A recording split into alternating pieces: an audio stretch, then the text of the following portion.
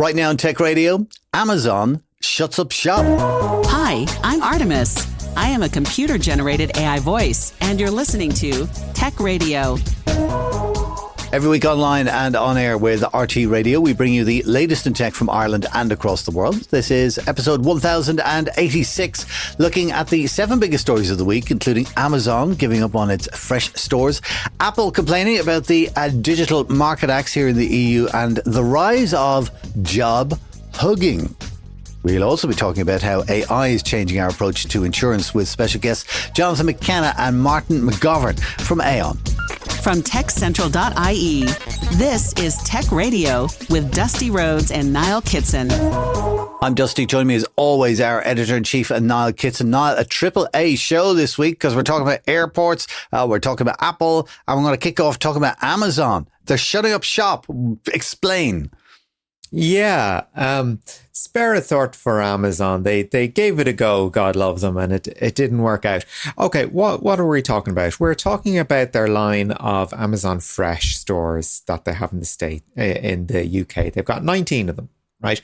And these were set up as kind of a response to COVID. So the idea was you had your Amazon app that got scanned on the way into the shop. You just picked up everything you want, you left. And that was it. You were basically tracked around the store.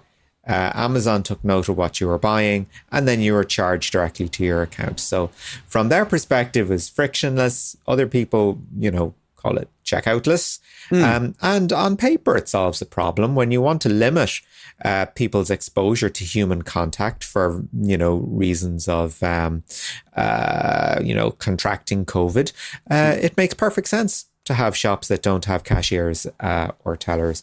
But even without COVID, the fact that you can go into a shop, get what you need, and eliminate the problem of the checkout, or even worse, the self-service checkout, surely that's a winner. Why do you think it didn't take off? I think it's just, maybe it's a technology that was just too far ahead of its time. I mean, even self-service checkouts, we're used to them over here. They've been a disaster in the States. They have not gone down well at all. Good. I'm delighted to hear that. Do you like self-service checkouts? I think they're brilliant. Yeah. Oh, I utterly hate them. Hate them. Is this an irrational hatred, Dusty? No. One thing, well, for a start, right, you're taking people's jobs, which is not a good thing, I don't think. And then it's like, every one of those systems works a slightly different way in each of the supermarkets. And then if you've a problem, then you have to stand there and it's like, yeah. No, I don't like them. I avoid them. Okay. Well, and that is true. Each sort of place has their own spin on it. I know Aldi and Lidl in particular, they really want to push you towards using their app. So there's sort of a pay by app option there, as well as, pay by tap. So yeah, there are slightly different implementations depending on where you're shopping. Personally, I find that it hasn't been a matter of reducing the number of checkouts and number of staff, but increasing the capacity that's already there, because I work near a Dunnes that's quite big, and they don't seem to have lost any staff over it because it's the same number of people that they've always had. They've actually expanded their self-service. And they do need a fair bit of shepherding. They haven't actually reduced the number of regular checkouts because, the self-service ones, they're only, they only really work if you don't have that much with you. If you've got, a great big yoke of messages, it's not going to work. No, absolutely not. Do you know what I saw this morning in SuperValu? And it just kind of, like, it wasn't, oh my God, but it was just kind of I saw a lady who must have been in her 80s, I reckon, easily. And she had her phone out as she was paying, and it was some kind of a SuperValu app. And I just kind of went, wow. Things are changing. Yeah. So it was interesting. Anyway, so Amazon, that whole thing, that is interesting, where technology was solving the problem of not having to queue and pay before leaving a store, not working out in the UK for them. Other stories this week, Apple Now, they've called for a repeal of the Digital Markets Act, and this is a terrific act that keeps Apple kind of in check, so to speak, and doesn't let them run away and do whatever the heck it is that they want. Big check. All of them, yes. But I'm just saying, Apple are calling for the repeal of it. They don't like it. What specifically are they saying? What part of it is it that they don't like? Apple are saying that the Digital Markets Act is holding back the rollout of features that they really quite like. So, for example, iPhone mirroring from the iPhone up to a Mac computer, that's being held back, they say. Live translation with AirPods, they also say that's, another problem. And they say that this sort of thing, they're problems of engineering. And part of the Digital Markets Act is getting rid of black boxes. Like Apple was identified as one of a small number of basically taste-making or pace-setting companies. And we know that they like doing things their own way. And of course, that means they bump into Europe quite a bit. So the idea of Apple sort of going, well, it's not AI, it's Apple intelligence, or, it's not this, it's, Apple's way of doing it. That doesn't wash in Europe anymore. Europe is very much about that. Yeah, but what if somebody wants to make something that is compatible with what you do? It's not fair for people to be denied access to your technology if it's popular and if it's creating a way for perhaps other people to make money off your platforms, of which you've got a few. You can't seal that off, and it goes for everybody. It's the DMA is about getting rid of the idea of the black box, of we can't tell you how any of this works because it's a closely commercially guarded secret. That goes to the core of what the Digital Markets Act is about, sort of getting rid of the mystery, if you will. But Apple are all about mystery. They love my God, it's so magical. How do they do that? Yeah, that's true. When so much of your brand is wrapped up in awe, and Europe have come out with an act that says, no, just tell everyone how it works. That's nice. Let other people make money on or off or with you. and that's how it should go. Oh, so Grant.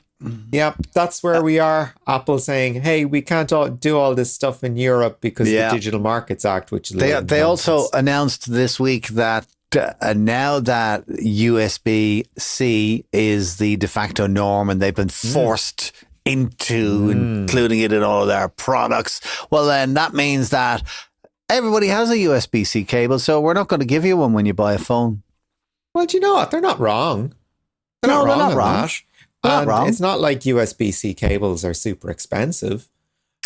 So I really don't. I mean, it really is a middle finger to the EU, but to consumers. That's exactly what I was saying. Yeah. Practically, but it is a bit of a middle finger. Our third A, so that's Amazon, Apple. Our third one is airports. And of course, we had the whole cyber attack, which developed last Thursday and across the weekend and stuff like that in Ireland and the UK and across Europe. Where are we with that? Yeah, so a man in his 40s has been arrested in England to do with this cyber attack that pretty much ruined service across airports in the UK. Of course, it affected Dublin Airport as well and across Europe. And this was a piece of ransomware that targeted a US firm called Collins Aerospace, who did software for what they call multi-user system environments that airports work off. And apparently, because whenever there is an arrest to do with these things, there's always if we'd only known. There is this accusation, I'm going to call it an accusation, why not? That said, do you know what? This ransomware that was used, not actually that, sophisticated. Not a great piece of ransomware. And yet a guy was able to deploy this in, in this American company's system. And what I find hilarious, well, no, that's not fair. What I find interesting, that has me scratching my chin, is the fact that the mitigation efforts do not seem to be going as well as one would hope, because it seems, according to coverage that I've come across anyway, that this ransomware is actually pretty good at self-replicating before it can be completely removed from systems. So you will have it removed from a device only to spring back up again.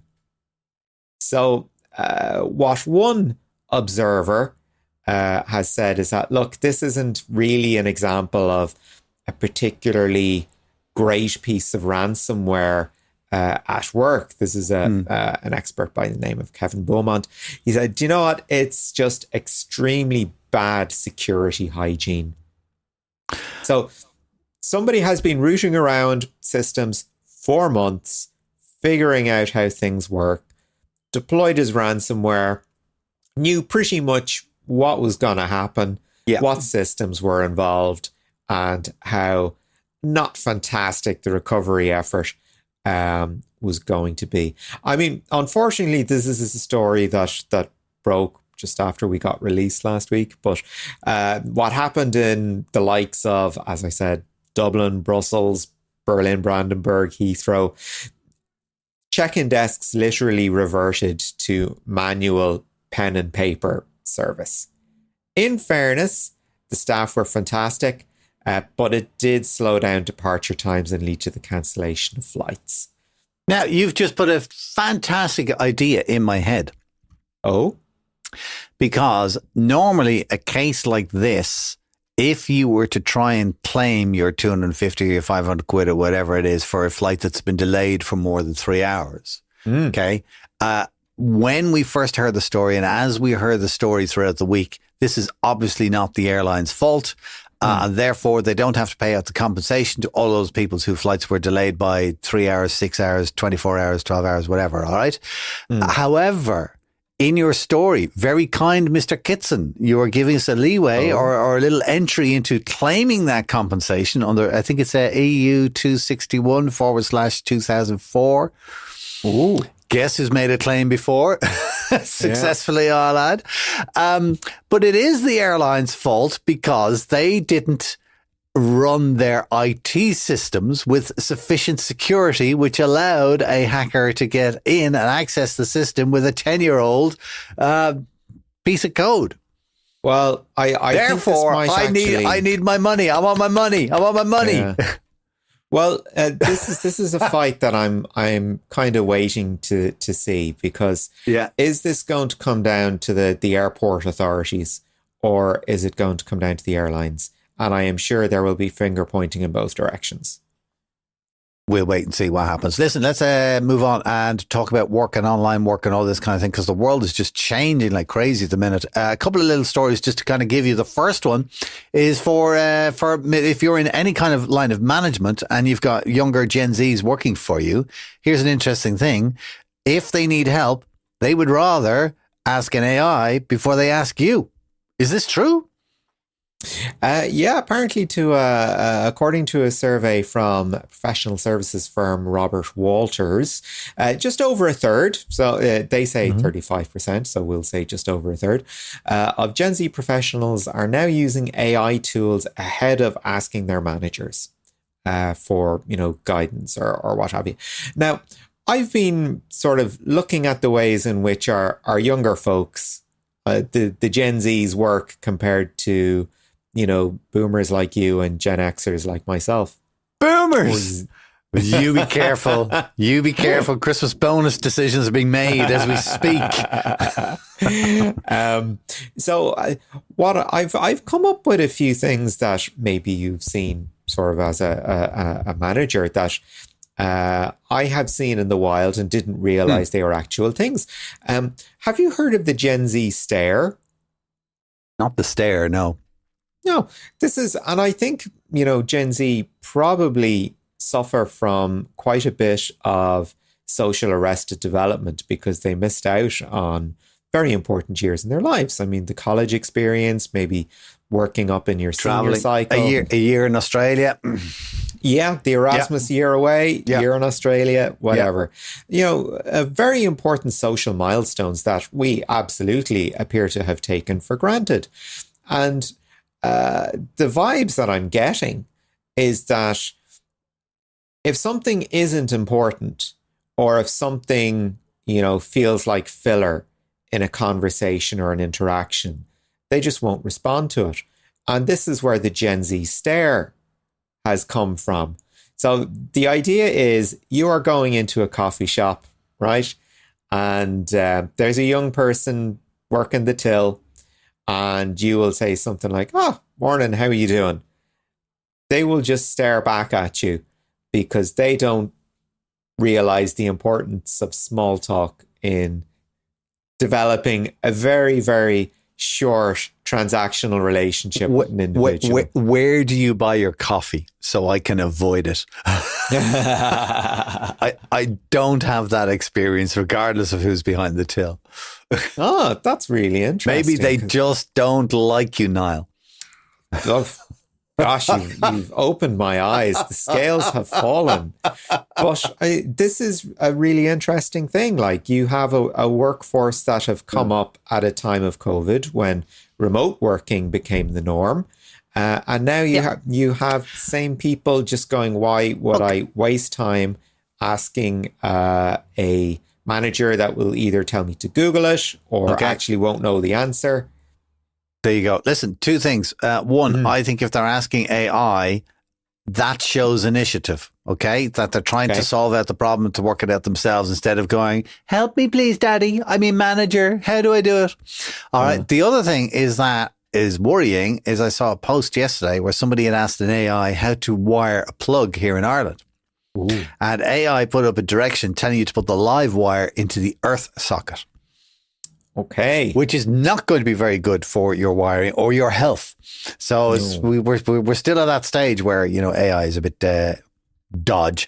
But young people and people in war, sorry, not young people, but and Gen Z, actually, am I right? They're kind of people who were born in and around the turn of the century. So say late 90s up to early 90s. 96 to 2012.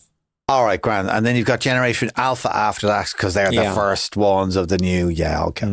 All right. Anyway, so back to people and remote working and all that kind of stuff. We've had quiet quitting, all right, where people are just doing the bare minimum on the job spec.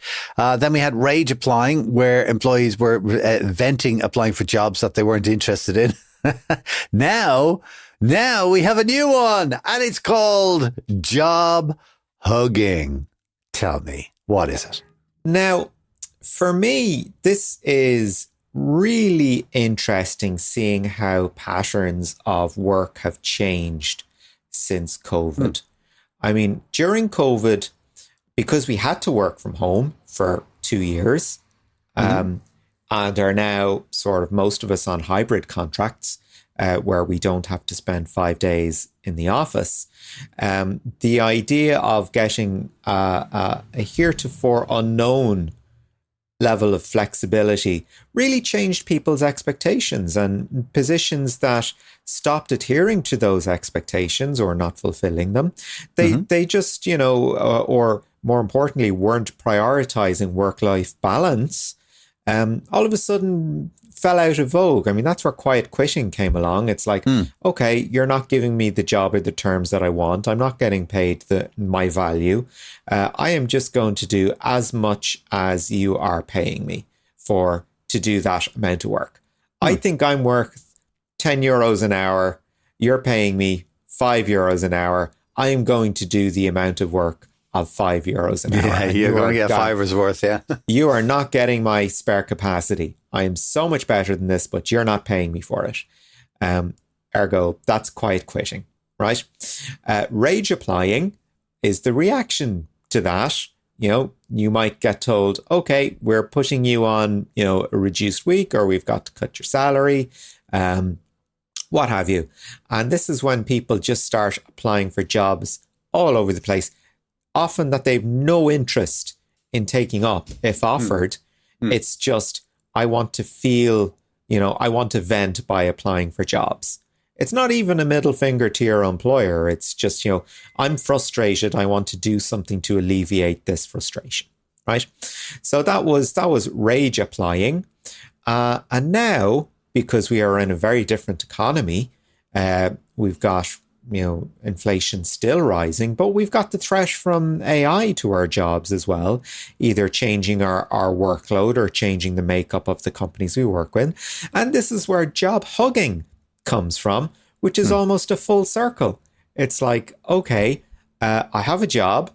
This is fantastic. A lot of people don't. The jobs market is a bit rubbish at the moment, especially for somebody with my level of expertise or skills. I'm not leaving. I don't care. This job could be making me miserable, could be leaving me burnt out. I mightn't be learning anything. I'm not bringing anything new to the table that I really want to. But despite all of this, you stay. You stay. Do you know what this reminds me of? Because I grew up in the 80s. This is what having a job in the 80s was like at a time of high unemployment. It was like, didn't matter what it was, you hang on to it for dear life because it is a stable source of income. Do you think we're heading into, just the way the world is going at the moment, that we're heading into an 80s-like recession or way of life or fear? Or because that's what I remember of the 80s. It was all fear. Yeah, and fear is a big part of this because it's not so much that we're entering a recession like we had in the 80s or that, we're being impoverished or what have you. It's as much a matter of, I don't know what my job is going to look like. So I better hang on to the one that I have where I can, mold it to my preferences. If it was a case of, okay, podcast producer involves the following tomorrow, and it's totally different to what you've trained up on. If you're entering the market, that's very, very difficult. If you've already got a job, you're going to, try and evolve, but you're going to do as much to keep you in a job. Yeah. That's kind of it. What I'm hearing at the moment and reading about Gen Z is that the entry level jobs are all being hoovered up by AI. So it is getting very, very difficult to get your foot in the ladder. And then it's the oldest story in the book. I can't get a job because I don't have experience. And how am I going to get experience if I don't have a job because AI is doing all of that basic stuff for us? Interesting. Another story this week. I think this is really interesting because it happened to me on my phone. I think last week I mentioned it and I was shocked. But there's a city in Japan that wants to limit the amount of limit the amount of time that people spend on their phone. Yeah. How long do they reckon you should be allowed to use your phone for each day? Okay, I'm going to butcher this, but for the one person in Japan who listens to our show, a bit of grace, please. Thank you to the city of Toyoake. Grant, we'll go with it. We'll go with that. They have passed a law now, which they admit is purely symbolic. This is a guidance for its people to tone down the phone use. It's all right up to a point, but look, you don't want to become a dopamine junkie, and we want you to be fit and happy and healthy and all that good things. And this is something you can do for yourself that will help that. Yeah. So the city says, or rather, the city council has said, look, 2 hours a day. That's it. 2 hours a day. That's all you need. If you want to feel fitter and happier and better rested and all these other good things, get off your phone, have a good night's rest, get your 6 to 8 hours in, and no more than 2 hours of, doom scrolling or what have you per day. I think it's going to be very interesting because I can see a clear demarcation between two types of human being. One is the one that didn't grow up with the internet and one that did grow up with the internet. And I think anybody who didn't grow up with the internet will kind of go, 2 hours, yeah, actually, probably that makes sense, or yada, yada, or whatever, because you would have known a time when there was no internet and you just did other things, but you don't do them now. Maybe there's something in the back of your mind. I'm not saying that you want to do it, but there's something in the back of your mind that kind of goes, yeah, maybe, whereas I think people who have grown up with the internet and it's always been there, I think there's going to be a lot of resistance from them going, what? Yeah. How else will I live? What, you mean I have to read a book? Yeah. I have to be nice to the man in the coffee shop? Well, look, I'll actually speak with him. I went and I looked up the effects of dopamine addiction. Because to your point that we have a generation of people walking around stuck to their phones. Yeah. So if you're addicted to dopamine, these are the kind of things that you should look out for. Feelings of euphoria, intense feelings of happiness, excitement, or elation. Mm-hmm. Anxiety and stress, that would be increased feelings of anxiety and stress. Extreme shifts in mood, which can be severe. Feelings of irritability, agitation, or outright aggression, or difficulty controlling impulses leading to compulsive behaviors. Now, in all seriousness, Dusty, this is all the kind of material you see posted through the likes of YouTube and TikTok and all this kind of thing. There's no nuance in emotions anymore. It's just left, right, instant black, gratification, white. Please, black, white, and people get really angry. This is the era, well, maybe not as much now, but where people were talking about microaggressions. It's like things that annoy me are your problem. Yeah. You should know better than to annoy me with, things that are actually quite normal to everyone else. I do find the same thing. Like when you talk about anxiety and stress and agitation, I don't think aggression, but I get really frustrated on the computer or I get really frustrated on my phone when I want to go and do something and then, voomf, we've updated something. You need to do this. Or, it's time to update your password. We're sending a code to your email address. And it's like, I just want to get whatever it was that I needed done. I don't need these distractions or things. I feel like things are just being thrown in my way, and it does make me very angry. And that is how technology treats me sometimes.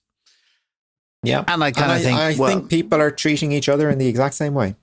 Yeah, I think it is. I think it is well worth one watching. Listen, last story for this week, and we were talking about the 80s. Anybody who's grown up in the 80s will certainly remember these lads who are celebrating a very special 60th anniversary at the end of the month. Who are they?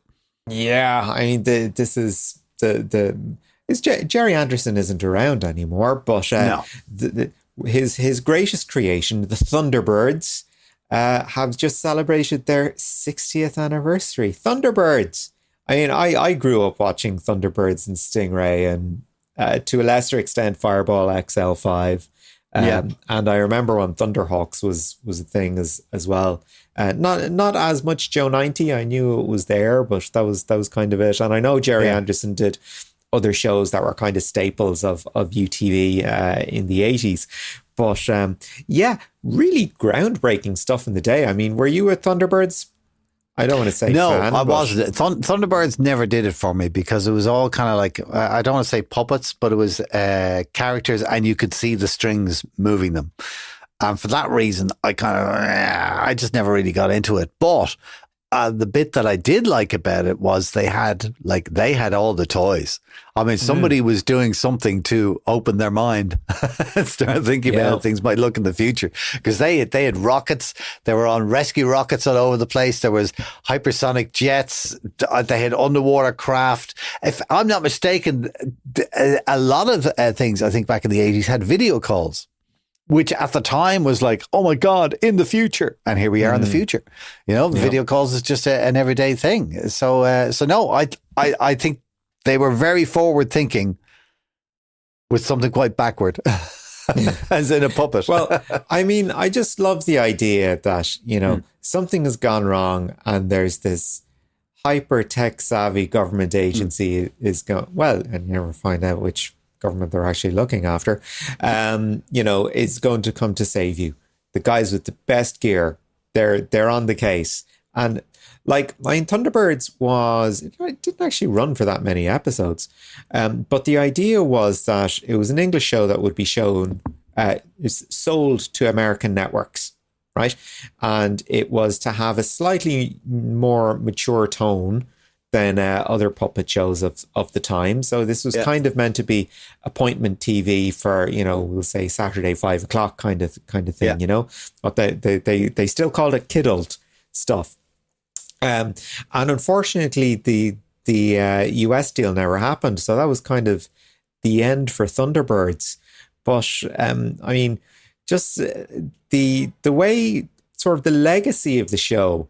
Some of the characters, even though the Thunderbirds themselves, those guys, the Tracy family, not terribly interesting, but everybody knows Lady Penelope and her pink car. Yes, indeed. And if I'm not mistaken, a couple of hit songs involved her. I can't remember. But now that you say it, I can see her in her little pink car in a video for some song. I can't remember. Yeah, I know exactly what you're thinking of, and I can't remember it either. I'll give you a second to look it up. But and she had her chauffeur as well. God, yeah. And Thunderbird 2, I remember, was particularly iconic because it was this aircraft that carries things, not an aircraft carrier. And it would just sort of load up on whatever the thing was, whether it was a submarine or whatever, to go and sort things out in the way that they did. But after, there was a lot of life after Thunderbirds for Jerry Anderson. Like, he did a couple of live action shows, did UFO, but he did one for Sky as well, you might remember, called Space Precinct. Do you remember that? I do now that you say it, yeah. It was not good. What are you doing? Bringing back these memories. Oh my God. Listen, do you know what? One of the first movies I ever saw when I was a kid, all right, and it was one of these kind of, whether it was a late night rubbish old black and white movie that they were showing, or Saturday mornings they used to show black and white movies and shows and stuff on kids' TV. But this one was called The Forbidden Planet. And I think it's one of the first science fiction movies I ever saw. And I dug it up the other day, right? And I paid for it, watched it again. Oh, I wow. Never realized, right? The lead character in this science fiction movie, The Forbidden Planet, with Robbie the Robot, all right, was played by one Leslie Nielsen. Yeah. Who went on to do The Naked Gun. Yeah. And Airplane and stuff like that. Like, not a single funny line in it. It was all proper sci-fi serious stuff, like, Yeah. I suppose it's probably funny because it was just, it must have been made in the 50s or something. And it wasn't black and white. It was a color movie. Yeah, it was. It was super color. Yeah. But anyway, if you want to go onto YouTube, you can listen to Lady Penelope and Parker, who was her chauffeur. They had a song called Well Done.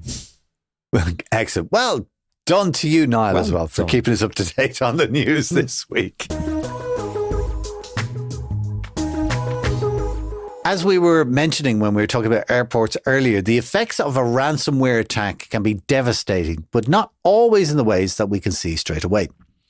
On the 3rd of October at 10 a.m, TechCentral.ie and Sophos are going to be hosting a webinar on the human cost of ransomware attacks, from dealing with the pressure of getting back to business as usual to making the decision to change employer or even career. This discussion will feature past Tech Radio guests Jennifer Cox from Tynes, Brian Honan from BH Consulting, and recruitment professional Ellie Doyle. And they'll be joined by Jonathan Hope of Sophos to share their experiences and opinions. Webinar looks like it's going to be a cracker. You can register for it for absolutely free. Just go to webinar.techcentral.ie to do that. And as always, I will make sure that link is in the description area of this podcast, so you can just click and go. Delivering Irish tech news since 2006, this is Tech Radio. The world of insurance is a world of risk, and a big part of understanding risk is an understanding of data. From making sense of information stored in backups to assessing the likely impact of climate change, premiums are the product of a complex web of factors. And where there's data and huge amount of data like this, you know that there is an AI to make use of it. To find out more about this, Niall Kitson met with Jonathan McKenna, who's head of business platforms, and Martin McGovern, global head of emerging risk analytics at Aon's Centre for Innovation and Analytics. Martin, Aon is quite a large organisation, very often grown through acquisitions, bringing with themselves their own systems, their own manner of dealing with data. I imagine that's something you've had to look at in the past, and perhaps maybe it informs your perspective on data at the moment, and in particular, how different kinds of data can and sometimes don't live together. Sure. I suppose as risk has evolved and the landscape has become more complex, we always need to be aware of new and novel data sources that can try and inform new and emerging threats. I suppose Aon as an organisation always prioritise data quality and data governance, so that for all our data globally, we always adhere to the highest standards of quality. The issue really with risk as it evolves is that you have to create new, or think of new and novel approaches to how you model risk. A really good example of that from a data perspective is new and emerging threats, whereby we look at media data as a new and novel data source for risk intelligence. So on that front, we use sophisticated patent-pending AI to extract key risk intelligence from global media reports. That enables us to enhance and augment the already rich data ecosystem in Aon with new risk intelligence to inform on emerging threats for clients. So a really good example of that use case would be if you were a large tech company, you would come to us, we would look at your peer group, and maybe of 100 companies, and all their risk events in the media. And through that mechanism of using AI to extract the key risk details from those events, we would enable you to look at what's happening in the periphery around you and almost do risk discovery by proxy. That's one way in which Aon is using AI and new and novel data to bring forward the risk conversation. But to your original point, it's always a challenge to make sure that we're using the widest lens of data that we can, while it's also adhering to all the important regulations and industry standards that make the data safe to use. We'll jump back into governance in a little bit again. Just in looking at data sources, I mean, media data is notoriously volatile, as you know, first impressions turn into slightly more considered takes, and you know, thankfully, the hot takes tend to fall away in favour of more considered analysis. So, what happens when, say, for example, the casualty level at a wildfire, natural disaster, a road traffic accident is revised? How quickly do those figures filter back into your data set? The key, I suppose, issue here is the noise in the media and the way that it's continually evolving and updating, right? And AI has played a critical role in enabling us to cluster events into one corpus of text on each event. So for example, if it was a wildfire or a cyber attack, we cluster all the semantically similar articles reporting on that event together, and we look at that as one piece of information, and we extract all the key details from that event. To your point then, we do also a chronological aspect, looking at updates to that event in the media and those clusters of articles, and we also combine them into one holistic view of that event. So in this case, it would revise those numbers, but also it might add additional content. So it might be what was the response by the local authorities, what was the damage done to local establishments, etc., that might not be surfaced until, to your point, subsequent media reports downstream. So I suppose to summarise the answer to that question, using AI and looking at a wider time horizon, we ensure that we, number one, extract all the key information, both in the immediate aftermath and in the longer time horizon. But to your point, we also make sure that we're continually accurate and consistent with the latest view and details surrounding that event. So in looking at an event, say, for example, a natural disaster, is it more important that, there is a reported trend of an event being significant as opposed to its individual numbers? It's a good point, right? And there's obviously a correlation between the media intensity and the severity of the event, but there are obviously quite different metrics of the severity of an event, right? So the first and foremost, obviously, unfortunately, is the casualties, whether it's injuries or fatalities. But I suppose, in getting that huge media attention, it would give more information as to why the event happened, how they repaired the damage, and what is the ongoing situation on the ground, as to a lower event whereby you mightn't have that same quality of information. So it enables our analytics to dive deeper the more information we get. And some of that is dependent on the severity of the event itself. And looking at some of the noise that's out there, I mean, you mentioned that you were dealing with sort of a fairly small, a curated number of sources. To what extent does social play a role in there as well? Because virality on social media, it certainly cuts both ways. First and foremost, data quality is our key answer that we want to make. So we have a trusted list of sources, as you mentioned, and any event in our event database that is in the media has to have originated in one of those top quality data vendors.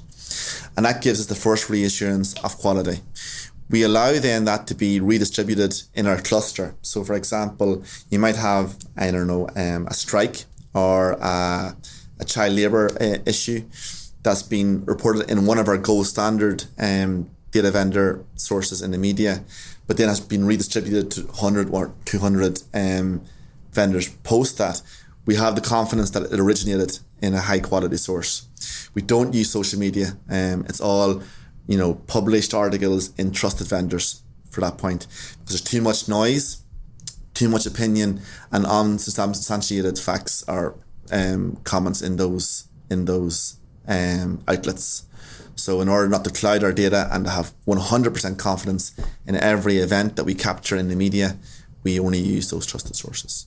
That's a really interesting point, not just about noise, but also sort of the advent of misinformation and disinformation, and whether somebody is a good or a bad actor in spreading same, because mistakes happen, but also there are misinformation campaigns as well. Do you know if that played a factor in selecting your sources as well? Because one person's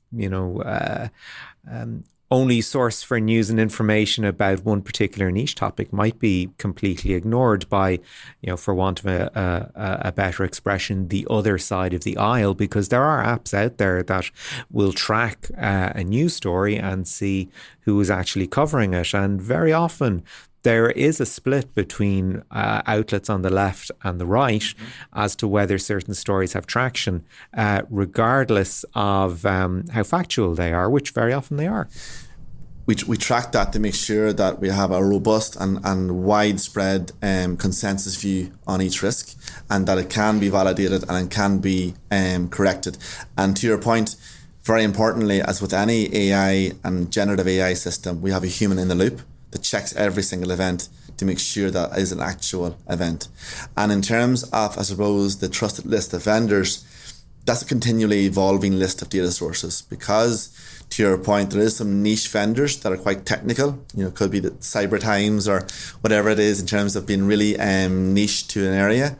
We have to make sure we include them, as well as the more widespread news vendors that are really high quality. So, traditional newspapers and things like that as well. So continually evolving, but at every step making sure that data quality is maintained and enhanced where possible. And in looking at the role of the human in the loop, what exactly do they do? Are they curating processes? Are they spotting obvious factual errors? Are they some kind of data sub-editor? What exactly is the role? It's really a good question, right? So I suppose to summarize this emerging risk product, we're focused on these new risks that aren't really catered for by insurance. And there's a wide spectrum of those. They're a huge and growing problem for industries. And I suppose the human in the loop is making sure that those events pertain to that risk. So, for example, if it's categorized under a strike or a forced labor issue or an explosion at a factory, that it is such. And also that it is factual in its content, right? So that might involve going into the link that is associated with that article and checking against other links. It can be quite time consuming, but it's worth it to make sure the data is of top quality. And interestingly, what we find is our team that is involved in the human in the loop have almost become proxy experts in all these new emerging threats because they're seeing trends in the data. They're looking at similar aspects with how it's reported. And they become more and more, expert judgment or expert judges in terms of the content of them, So the process is always evolving, but really, really robust in terms of making sure that every event is thoroughly checked. Johnny, let's have a chat about the platforms you've been developing here and sort of the answers, if you will, to the questions you have been dealing with or indeed uncovering. I imagine there is still a tremendous lack of awareness as to people's cyber risk profile. I imagine there is a huge market or a huge mid-market, if you will, of companies that still don't see cybersecurity as either something they have to worry about because, we're too small, nobody's going to notice us, or they think they've got somebody in-house who never takes holidays, or perhaps they don't believe the budget is there. So how are you adopting or how are you using data to help make the case that people should be taking their cyber risk profile much more seriously? In Aon, we've built a suite of what we call risk quantification tools, branded our risk analyzers. What they do is look at a client or an individual and understand their exposure basis. So in the context of cyber, looking at the size of the company, the key characteristics around that, and then ultimately coming up with an assessment, a modeled, quantified assessment of this is what you are exposed to and the likelihood of that happening to you so as well. Typically, that has been done through an actuarial pricing model and ultimately delivered to the client. We've built tools and platforms to give that to our brokers and our sales professionals to give to a client and explain why you need to have this type of insurance or this type of product. When you start speaking to most people, the reality is nobody wants to spend money in this area as well. So what we're trying to do here is to give a line of sight or a different perspective around actually this is what you will be covered for and this is the likelihood of something happening to you. When you start talking about smaller companies or mid-markets, for example, there's maybe a reticence in this area because this is consuming budget that could be used elsewhere. So when we start to have the conversations, for example, with our CIO and so on, this is very much seen as a tool to help explain where investments need to be made or action to be taken, which ultimately in turn reduces the cost of the insurance that you may have to purchase, but also to help give an element of certainty around what you're covered for and what you're not covered for and the likelihood of that over time as such as well. I imagine those conversations can be quite volatile for a CIO taking, a case into the boardroom. Not just that we need to take our cybersecurity much more seriously, but that this year's presentation isn't going to be next year's presentation, or indeed, you might be dealing with a number of different variables next year that we don't this year. Are you finding sort of the user experience to be essential in making these conversations happen? So the starting point for most of this is we're bringing data to bear to the conversation, which maybe in the past may have been a subjective conversation, and ultimately with the right audience within the company. So bringing it either the CIO or the risk officer, such as say, this is what we're trying to do here, and this is what the risk we're trying to cover. And using our analytics, we can show frequency and severity, and ultimately in the likes of cyber, which is an ever-changing environment, we can identify this is what may be required from an insurance perspective, but also where there is risk mitigations to be taken, which is ultimately investments in core security or infrastructure. The exact same conversations that would be had when you're looking at, say, for example, property insurance or looking at other types of insurance. So it may be difficult or maybe novel the first one or two times as this is happening. However, where Aon's able to help is bring a lot more data to the conversation, looking at trends across industries or across regions or geographies, but also looking at where there has been previous events to companies like that and provide better advice and decisions that to mitigate that going forward as well. I think there's a very interesting metric that you're using at the moment as well, because whenever there's a cyber attack, there are certain things that you can stick a pin in and go, okay, this was bad. We lost all our data. There was tremendous reputational damage to the company. People are talking about us in very unfavorable terms on X or Blue Sky if people do talk in a very uncivilized way there. I'm not sure they do. But you've also got a very interesting metric in looking at the impact of a cyber event on companies. Just tell us a little bit about it. So all our models look at frequency and severity. So we take in characteristics about the client, the size of the client, and also other characteristics around, say, for example, how they best manage their IT infrastructure or their IT equipment, be that their hardware, their software, their edge devices through to their cloud infrastructure and all those different parts of it such as well. So we pull all that information together and run it through ultimately pricing models which are used to sort of, if you're an insurance company, look at what the price of the insurance may be as such. So we take all that data together, use it as an input to it, and ultimately use that as a proxy. We bring that to life in a number of analyzers which ultimately have an interactive aspect to it. There's a product or a service that we can show and ultimately demonstrate to a board or to different groups within a company, say, this is what you're covered for. And also allow that discoverable conversation with the client to say, well, if I took this action, what will happen or not as such as well. So it becomes less of a transactional, becomes more of a conversation around these are the options available to us and these are the steps that we can take around as well.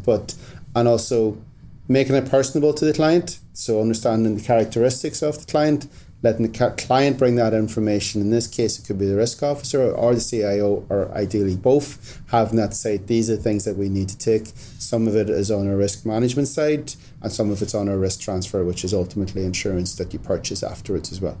Of course, cybersecurity is a very difficult concept for a lot of people to get to grips with. And in looking at some of the platforms that you've been working with, it relies on sort of very clean interface, very useful graphs. To what extent does user experience play a role in platform development? It's huge. We spend a lot of time at the start of our products doing client research, both through our colleagues who are interacting directly with clients and also with our clients as well.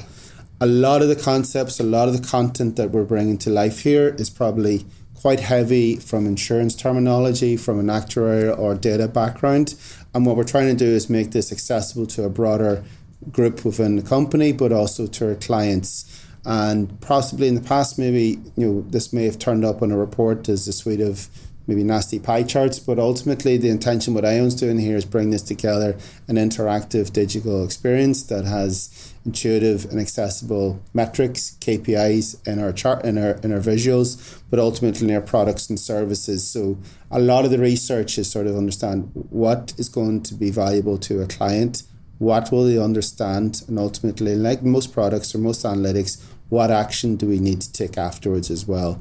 And we have this constant feedback loop around collecting information from our end users or from our clients around what works or doesn't work, and that ultimately feeds into our product roadmaps and our release trains afterwards as such as well.